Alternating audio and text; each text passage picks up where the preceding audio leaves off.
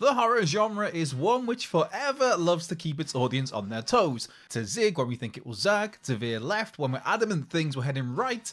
Such revelations though don't always work, of course, but here we have 10 recent horror reveals that in one way or another caught us all off guard. And by recent, we're going with the last 3 years. So, with that in mind then, I'm Andrew from What Culture Horror, and here are 10 recent horror reveals nobody was ready for. Number 10. The domestic abuse launching point, the REEF Stalked.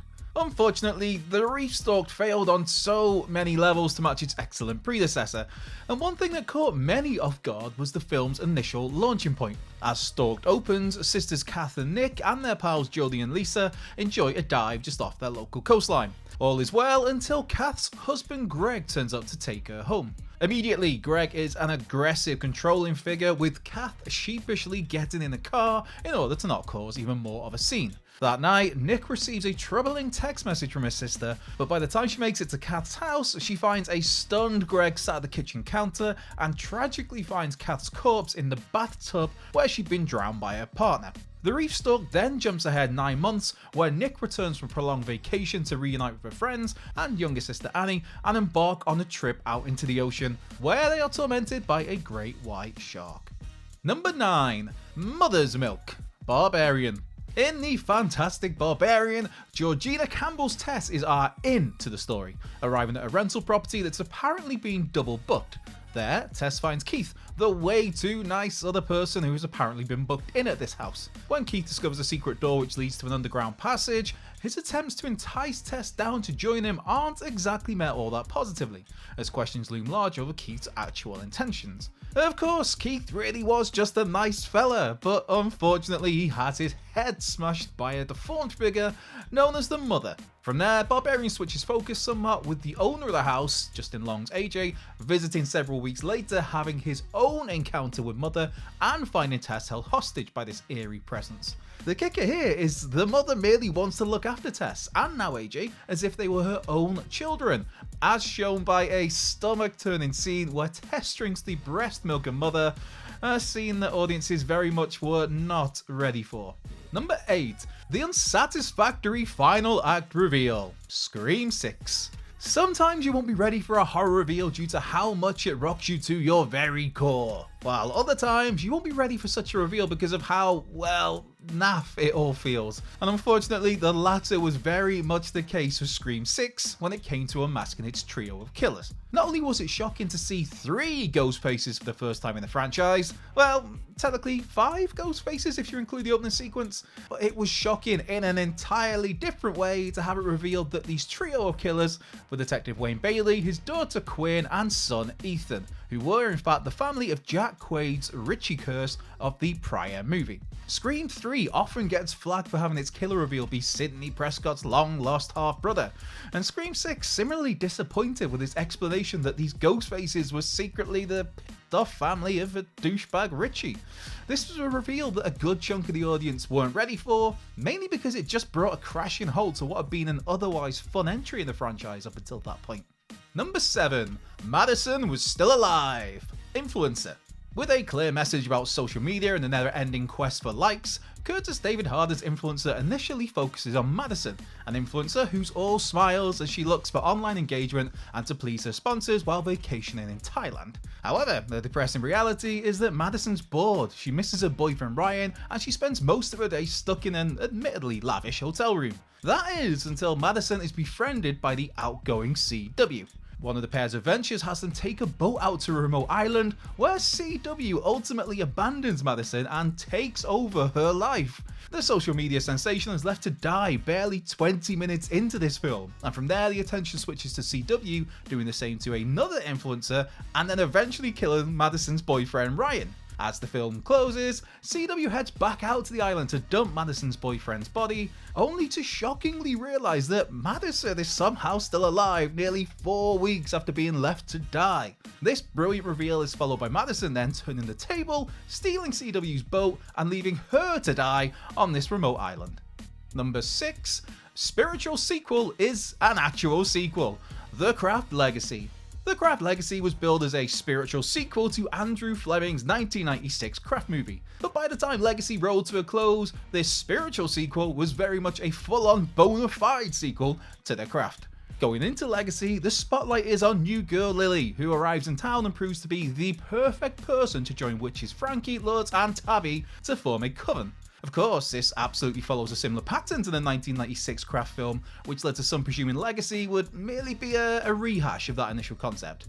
Instead, there were some mild differences such as less scares, less distinct characterizations for our key foursome, and themes of toxic masculinity at the fore. By the time the Craft Legacy starts chugging along though, we find out that Lily is actually the biological daughter of one of her mother, Helen's psychiatric patients. And as Legacy wraps up, its closing moments reveal that Lily's real mother is in fact Feruza Balk's Nancy Downs from The Craft. With that, it's revealed that yes, The Craft Legacy is 100% a direct sequel to the 1996 movie.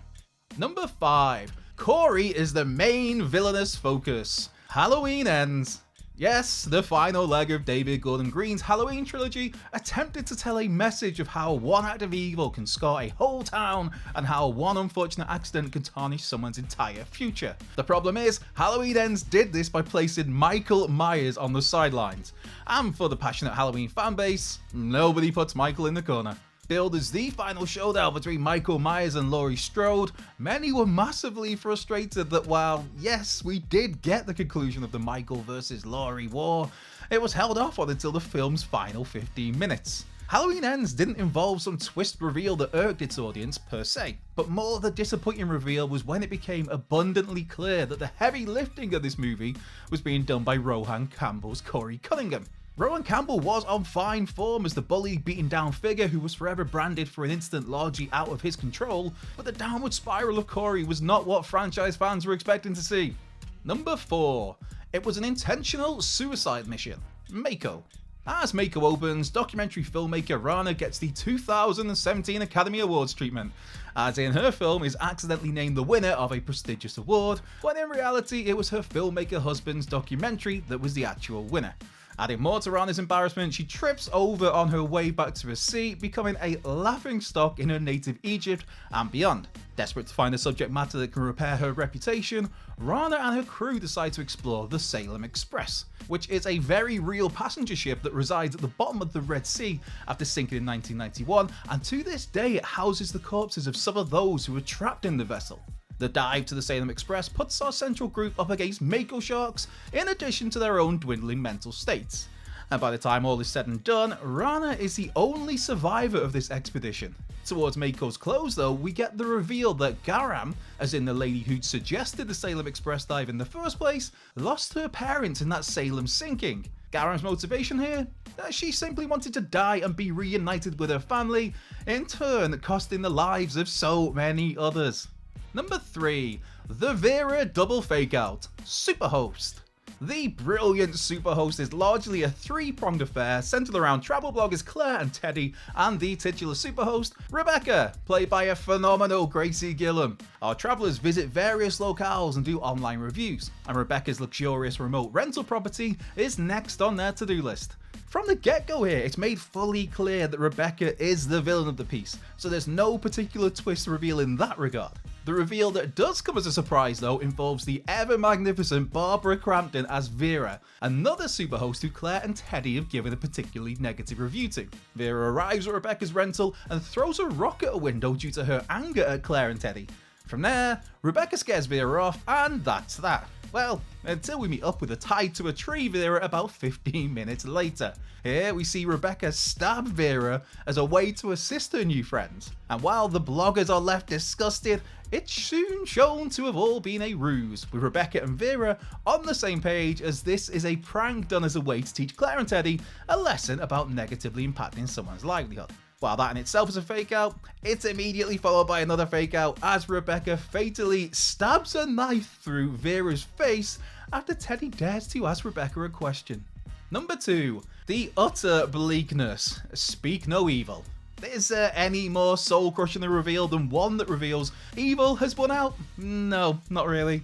And in Christian Taftrup's Speak No Evil, it is a brilliant, beautiful film, but it is a film that you will likely only ever watch once. Here, we have Danish couple Bjorn and Louise and their daughter Agnes become friends with Dutch couple Patrick and Karen and their son Abel after meeting on a holiday in Italy. So much so, our Danes are extended an invite to the Netherlands to stay with their new pals. Despite their reservations, the polite Danes do indeed visit Patrick, Karen and Abel, though the Dutch hosts aren't exactly the most hospitable. They brutally berate their son, they feed meat to the vegetarian Louise, and they run up a huge restaurant bill that they make their guests pay. Still, it'd be rude to complain, right? With it eventually revealed that Patrick and Karen are sinister sorts who set out to make new friends, kill them, cut out their child's tongue, and present this child as their own, things certainly take a turn for the terrifying in Speak the Weevil's final act. Given how we've been conditioned that good so often emerges victorious in such horror pictures, the shocking reveal here is evil wins.